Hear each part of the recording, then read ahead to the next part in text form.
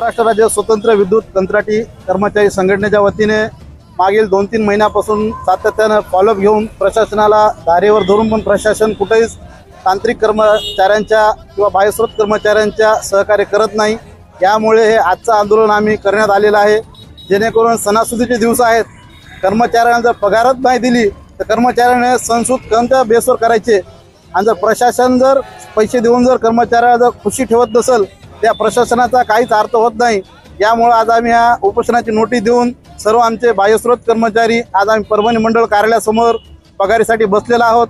मागील आम्ही 15 दिवसाची नोटीस देऊन पण सुद्धा आम्हाला प्रशासनानं कुठल्याच प्रकारे चर्चेला बोलवलेलं नाही। ही सगळ्यात मोठी शोकांकित आहे की प्रशासनाला फक्त बाह्यस्रोत कर्मचाऱ्याकडून फक्त काम करून घ्यायचं आहे, पण ते काम करून घेत असलेल्या त्या मोबदला पण द्यायचा नाही प्रशासनाला।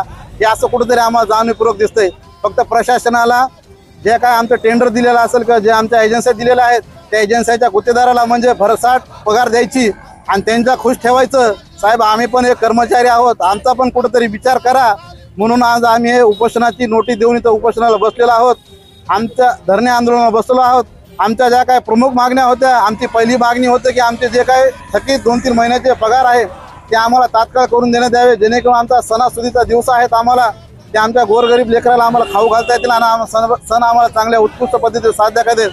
त्याच्यानंतर आमची दुसरी अशी मागणी होती, जे आम्हाला पगार दिला जातो का जे आमचं मासिक वेतन आहे ते आमचं कुठल्याही प्रकारे राष्ट्रीयकृत बँकेमध्ये आमच्या कर्मचाऱ्यांचं केलं जात नाही। ते आमच्याकडून आमच्या कर्मचाऱ्याकडून कुठल्याही प्रकारे म्हणजे त्यांना रिस्पॉन्स देत नाहीत। त्यांच्याकडून 1 महिन्याच्या 2 महिन्याच्या आधीच विड्रॉलवर सह्या करून घेतात आणि बाह्यस्रोत कर्मचाऱ्यांना ते बळी जातात। याच्यासाठी आम्ही इथं बसलेलो आहोत। त्याच्यानंतर आमचं आंदोलन याच्यासाठी तिसरा मुद्दा आहे की जे कोणी आमचं बोनसचं आहे बोनसचं प्रशासनानं परिपत्रक काढून पण सुद्धा कुठल्या एजन्सीने त्याची दखल घेतली नाही, एजन्सीने तर दखल घेतलीच नाही आणि प्रशासनानं पण कुठली दखल घेतली नाही।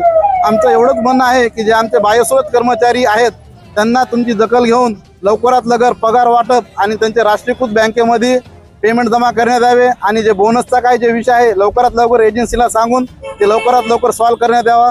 एवढंच। धन्यवाद।